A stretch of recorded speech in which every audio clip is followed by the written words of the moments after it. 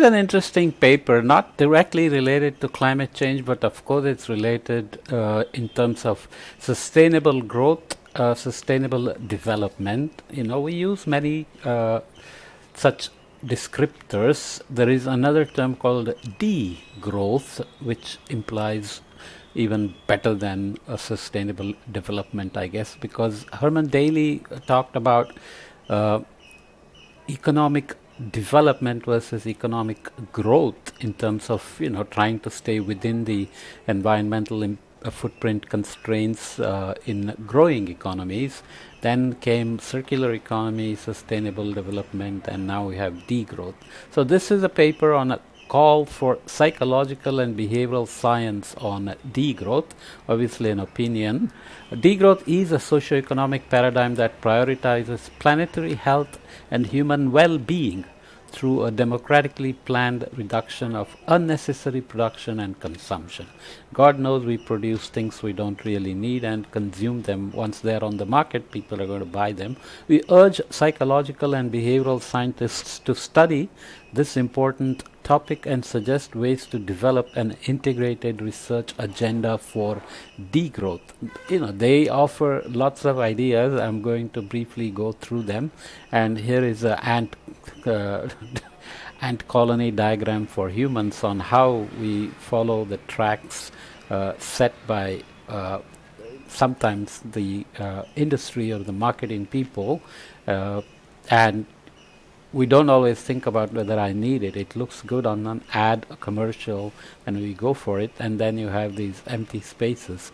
You can make up your own story about this, but in climate we have chaos and strange attractors, and maybe here we have strange detractors where people stay away from goals for personal choices. But anyway, I digress. Estimates indicate that the point of no return for limiting global warming to 1.5 degrees C, a threshold that is critical for averting severe environmental and societal impacts, might occur between 2021 and 2040. I won't spend too much time on that. I've discussed this target elsewhere already in some detail. We are therefore at a pivotal moment that requires urgent transformative global action to combat climate crisis. Psychological and behavioral scientists are doing their part by researching how to encourage sustainable behaviors and develop practical interventions for policymakers. However, much of this work focuses on behaviors with limited effect on climate change mitigation, whereas resolving the crisis requires systemic economic transformations and individual behavioral change aligned with and driving these systemic shifts. We talk about decarbonization elsewhere as a paradigm as opposed to reducing emissions. And if you decarbonize the system, let's say energy is completely carbon free and our lifestyles are very energy intensive, then maybe we'll stop worrying about energy with respect to emissions, but then you have to worry about exploiting natural resources and converting them irreversibly to unrecyclable junk, right? Degrowth is a planned reduction of damaging and unnecessary production and consumption to reduce resource and energy use and enable faster decarbonization, while production is reorganized around ensuring universal access to goods and services that are most important for human well-being. So that latter part about equity, justice, and ensuring access to goods and services are normative values that we tend to add. This approach ensures that good living standards with substantially less aggregate production and throughput in high-income economies achieving social and ecological goals together. Degrowth primarily targets wealthy nations while supporting increased production in the global south as needed to meet human needs and development goals. And we can also talk about this in terms of carbon footprints, where per capita carbon footprint for rich people has to come down and poor people should be allowed to increase it till they also achieve some human development index without crossing some limits on environmental footprints. But obviously decarbonizing means we don't worry about carbon footprints anymore, but we worry about degrowth on the other hand. Okay, so we'll skip this additional material and just look at some of the recommendations they make. What is really the point? Collectively, psychological and behavioral aspects are already influencing diverse efforts that align with degrowth principles. This is important for two reasons. First, it highlights the relevance of psychological insights to degrowth and makes a compelling case for psychological and behavioral science to more formally study degrowth and shed light on its drivers, implementation, and consequences. Secondly, it underscores the need to connect existing and future findings into an integrated body of knowledge, as psychological insights on degrowth can be found in various research disciplines. So, psychological and behavioral research and applications often go towards dealing with anxieties, depressions, even shopping anxiety and so on, or anxiety driven shopping or consumption, comfort foods, whatever it is, right? So, but how to make it more holistic by integrating those into overall degrowth agenda. So, degrowth policies, topics, and future research. Let's not read too much text. Let's just jump to their tables, which nicely summarize the ideas, because this is a little bit far away from climate change directly. I'll keep it briefer than normal. Overview of main degrowth policy goals, themes, preliminary research that indicates psychological and behavioral relevance and future research avenues. There's a lot of information, a lot of text, so I'm not going to read all those. But degrowth policy goal: reducing working time and sharing necessary work more evenly. Other words, can we all just relax and stop, slow down this rat race and yet go towards sustainable living and working practices, economic justice, and social equity? So, as we know now, some countries are having severe pushback against equity, justice, ESG, environmental, societal governance kind of ideas, and climate change overall, and so on. So, every time we tag on these normative issues of justice and equality or equity, and we have to be careful how we do it, and hopefully we can still make sure everybody benefits from these ideas. Examples of psychological and behavioral relevance to policy goals. Again, some words on how they can be relevant by integrating them together. Studies of working time reduction show positive effects on well-being and health, and on work-family conflict. Working time reductions can be used to prevent involuntary unemployment in a degrowth scenario, or in any scenario in which labor requirements decline. In other words, just like AI and retraining the workforce to deal with the effects on employment, we have to worry about any degrowth. Growth is not only economic growth, but it's always measured also in terms of employment generated, incomes grown, etc. So, if degrowth means fewer people working, then we need to deal with that fairly seriously. Otherwise, degrowth is going to be again put on the chopping block by some politicians. Future research avenues: what are the effects of reduced working hours on physical and mental health? Are these effects dependent on individual differences such as personality traits and values? How can people be assisted in adjusting their lifestyles to working less? Will they do more politics or destructive things, or will they use the time constructively? How does working less influence interpersonal relations, and so on? If people stay together more at home, will that only lead to more problems? People away at work may give more time to be separate than fighting, etc. Again, policy goals: redistributing wealth, resources, healthcare, and wealth and resources to reduce inequalities within and between countries.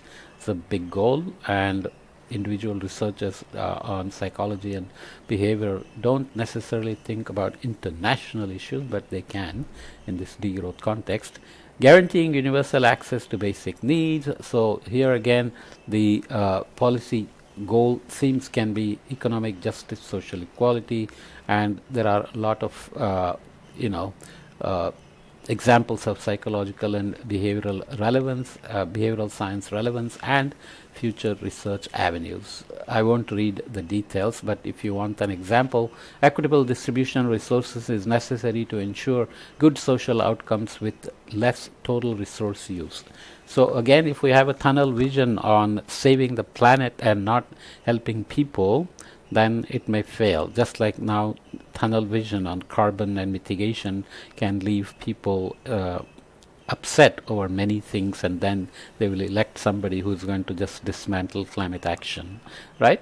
What are the physical questions? What are the psychological and behavioral underpinnings that are shared across the several forms of climate justice actions that can exist, ranging from activism involving non-violent direct action to community-based outreach programs and interventions, and active climate change adaptation and mitigation efforts? Seem intuitive, and yet including them in the research agenda is always going to be a challenge.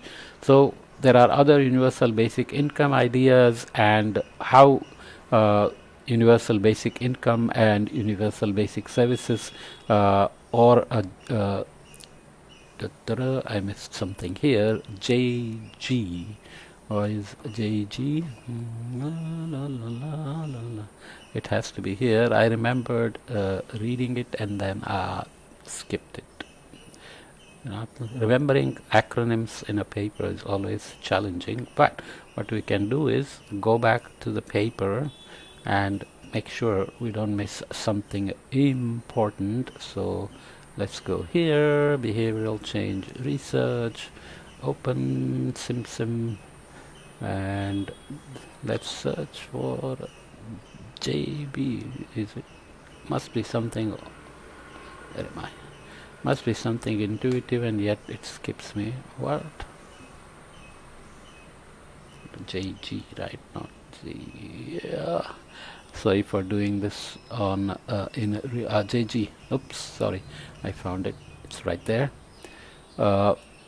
Job guarantee. Okay, universal basic income, universal basic services, and job guarantees. Okay, so in other words, people did try to bring about 4-day weeks in parts of Europe. I think France hasn't gone anywhere, and some people may actually want to work. Many people retire, get bored, and they want to continue to work. Democratizing decision making, so economic democracy and decentralized decision making. Degrowth policy goals, again decentralizing decision making, so democratizing and decentralizing. So economic democracy and decentralized decision making, so that you don't feel a third man syndrome where somebody is sitting far away and making decisions that affect you. So what decision making processes are common to inclusive and successful participatory budgeting, especially with mitigation and adaptation?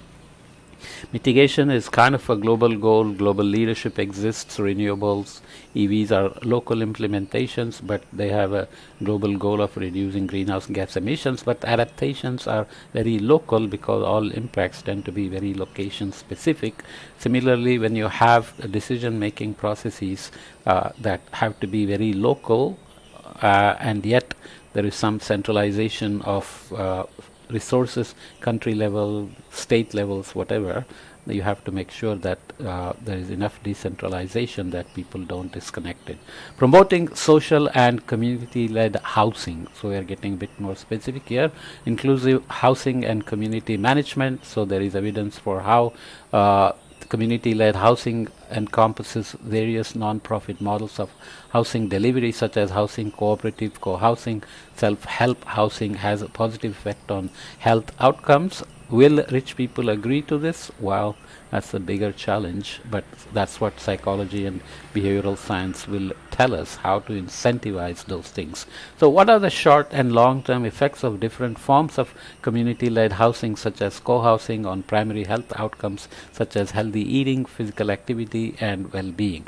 This assumes that people are not worried about other issues like living together. They think more crime or housing prices, various other normative issues begin to arise. People's anxieties about different us versus them kind of issues. How does co-housing between younger and older generations contribute to health benefits? Can co-housing promote individual autonomy and a sense of community? So there are other issues to deal with in terms of pandemics, age differences, etc. Next item on policy goals: supporting pro-social investment and exchange systems such as public finance, local currencies, and credit networks. So gets a bit more complicated. Sufficiency-oriented production and consumption and low-carbon provisioning systems.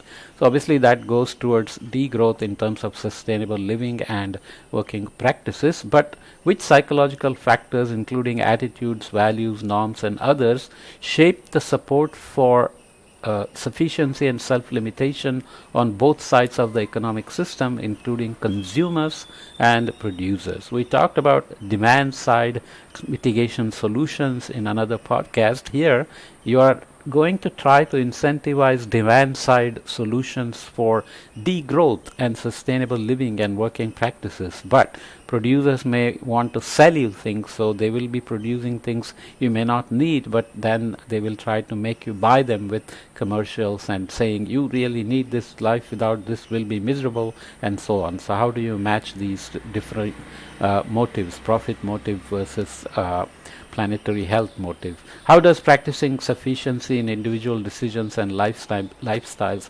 affect well-being, personal relationships, and overall psychological functioning? Difficult questions, but still interesting to think about research. Relocalizing production where feasible. Right now, manufacturing, for example, is remotely located, and you get stuff in the malls, and you don't even know where they are produced, or even if you know, you only worry about prices, and then some president may come along and say, I'm going to relocalize production, and then start doing things that not everybody agrees with or will have negative impacts on the way economy is running. With global economies, you have global outsourcing of production and pollution versus consumption and cleaner air, etc. So there are complicated issues, but how can behavior play into this just in terms of economic democracy and decentralized decision making? Some questions. What is the role of psychological and behavioral underpinnings in participation in local food systems beyond the influence of demographics? How can collaboration, knowledge sharing, and active participation of individuals as food citizens be sustained in democratic local food networks? So it's talking more about reducing food miles, but you know that this also goes about where iPhones are produced or where your car is produced, even though the car has 1,000 parts and each part may be produced in different parts of the world. Often depends on resources, labor costs, etc. So decision making there is also complicated. The 10th item on these recommendations: protecting and equitably sharing natural resources for collective well-being. So is this natural resources at the global scale or local scale? Right now we are having battles on China trying to manage its rare earth metals exports, etc., because of issues, economic competitive issues with another country, and everybody wants these for renewable energy, for electric vehicles and energy and storage, etc. So how do we manage these things locally or globally, right? Inclusive housing and community management is the policy goal. How do psychological factors including identity, value, norms, beliefs, emotional attachment to place and sense of belonging shape participation in environmental stewardship across urban and rural contexts when it comes to protecting and equitably sharing natural resources for collective well-being? This has a long way to go, and yet it can be very important in the overall net zero, decarbonization, sustainable development, degrowth, and so on and so forth. Will people really go beyond us versus them, which tends to be very narrowly focused on people you identify with as relatives, friends, same language, same color, caste, creed, whatever, right? So Each policy goal has potential research avenues framed as research questions and so on. So proposed research avenues are indicative rather than prescriptive, obviously, but they are good framework to discuss the idea of integrating psychology and behavioral science research into overall mitigation, adaptation, sustainable development, and degrowth. So building an integrated field of research requires a bit of thought. To build an integrated field of research on the psychology of degrowth means to produce findings that can be linked to each other to eventually develop a body of knowledge that can explain the psychology behind degrowth policy adoption and the effect of these policies on psychological functioning. So then they propose specific conceptual and theoretical integration steps in terms of conceptual integration, where the degrowth has lack of formal research on this topic, so you have to bring it in, and themes and even policies that are relevant to degrowth can be studied separately without referring to degrowth and its broader framework. So it's a fancy word, right? Degrowth. Already we have sustainable development, which struggles with metrics, because sustainability has to be local and yet it has to add up to global scales, let's say in terms of planetary boundaries on pollution, water quality, ozone hole, biodiversity, and so on and so forth, greenhouse gases, etc.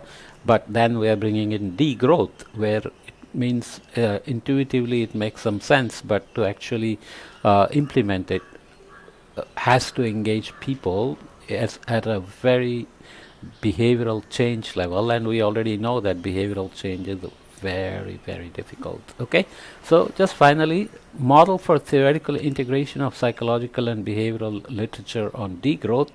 There are three elements proposed: behavior, so adopting sufficiency and collective self-limitation. Self-limitation. How many of us are capable of self-limitation, that you are going to do something like consuming less of something or reducing waste of something just for the good of the planet and the overall good? You are not going to say, well, everybody is consuming, so I don't care. You are going to self-limit anyways. Right? Participating in local food systems may be easier one in that sense. Universal basic income expenditure, working less. These are complicated issues, not only in terms of agreeing on the principles to let everybody work less and have a basic income and basic job guarantee and basic services. These are already problems in terms of people supporting safety nets for poorer people in healthcare, education, jobs, etc. Right? Psychological influences on behavior, attitudes, beliefs, collective efficacy, decision making, emotion and feelings, identity, motivation, norms, perceptions. So you can list lots of things. And then boundary conditions that determine the psychological influences. Micro level, for example, individual level factors matter. Barriers to the adoption of behavior, behavioral demands and characteristics, for example, how much a person needs to limit the consumption of the goods and services. So you tell me you will only get, you have to self-limit, and then there are people who don't have enough already, so they have to be allowed to increase their consumption and income maybe, and some have to come down. So you have to have some sense. Maybe it's a very normative thing, it's very location specific, culture specific, but how much does a person need to say, okay, I don't need more, I'm going to limit myself to this cap, right? It's talked about in terms of carbon footprint. Can everybody get a carbon footprint of 10 tons per person per year, as suggested by a book called How Bad Are Bananas? I have discussed this, a series of podcasts on that book. Which means a lot of rich people have to bring down their carbon footprint and poor people have to be allowed to raise it, but then you're talking about decarbonization anyways and degrowth, so then overall consumption for some has to come down and for some it has to go up. So at a macro level, broader societal and systemic factors like culture, so individual versus collective, and political factors matter, wider economic factors, and overall you can imagine that the way economies are expected to grow, nobody is going to say at a country level, I'm going to limit the growth of my economy because we will worry about planet and people living outside the country and so on. So it's got a huge barrier to just make those kind of behavioral changes. But as a psychological behavioral science research, it can still explore those avenues. So psychological consequences of behavior, decision making, lack of privacy, in this case sense of agency and freedom of choice, sense of autonomy, sense of belonging and sense of community, etc. A lot of things are good for us, like sense of community, but the us versus them factor plays in very quickly as to how much of a community we want to grow. Like, will we identify with neighboring countries or even neighboring cities, neighboring states, etc., right? Model clarification. Then model proposes first mapping out degrowth policy related behaviors that have been studied in the literature, followed by their psychological influences and boundary conditions, which refer to different contextual factors that may determine whether the psychological influences would shape a behavior or not. Okay, for example, people's attitude towards, that is, support for participating in local food systems might shape how likely they are to engage in this behavior if potential barriers to participation are not too difficult to overcome and if wider economic factors allow it. But remember that local food system means you will not get mangoes in some places, you will not get blueberries in other places, and you will not get tulips.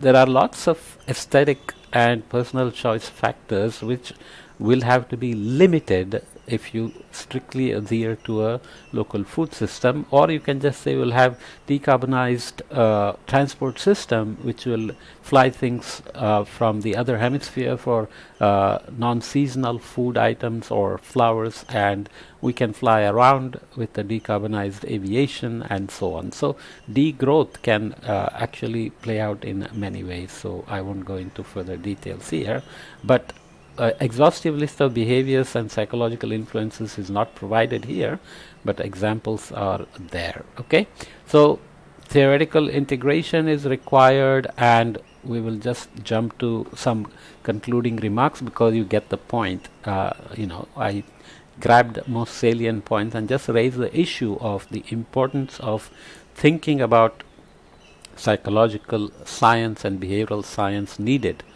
to understand how degrowth can even be sold to societies. Socio-technical transitions are very difficult even with technologies, but when they require behavioral change, that's going to get even trickier, especially if it means limiting our consumption, right? So concluding, in recent years, degrowth has emerged as a compelling paradigm for addressing the climate crisis, and research on the topic has gained momentum in ecological, economics and related fields. Although psychological and behavioral research on sustainability recognizes the importance and interconnectedness of pressing social, economic and environmental issues, degrowth is a crucial strategy that deserves a greater recognition. We can all agree on that degrowth as a concept may come along, especially if population keeps dropping and we become so small that there are basically too many jobs and too few people. Then maybe we'll begin to think about wages that are high for everybody, working times that are less for everybody, consumption is limited, and so on and so forth, right? The purpose of this call is to demystify degrowth by demonstrating that its policies are related to psychological and behavioral dimensions, where experts in these fields can make meaningful contributions, so that degrowth is not just a technical or natural science issue, it's basically also a psychological and behavioral science issue. By providing clear avenues for this research, we hope to help psychological and behavioral scientists to investigate and inform evidence-based climate policy from the perspective of degrowth, leading to cumulative knowledge about transformative social change and climate justice. So this is why this is very relevant for everything climate as well, right? So now you know why I wanted to include it, but nonetheless it's very interesting. I read this because I love those, and then I think maybe I should report them to you as well. Okay, so let me stop here. It says my CPU usage is high. I don't know what that means, but let me leave it here.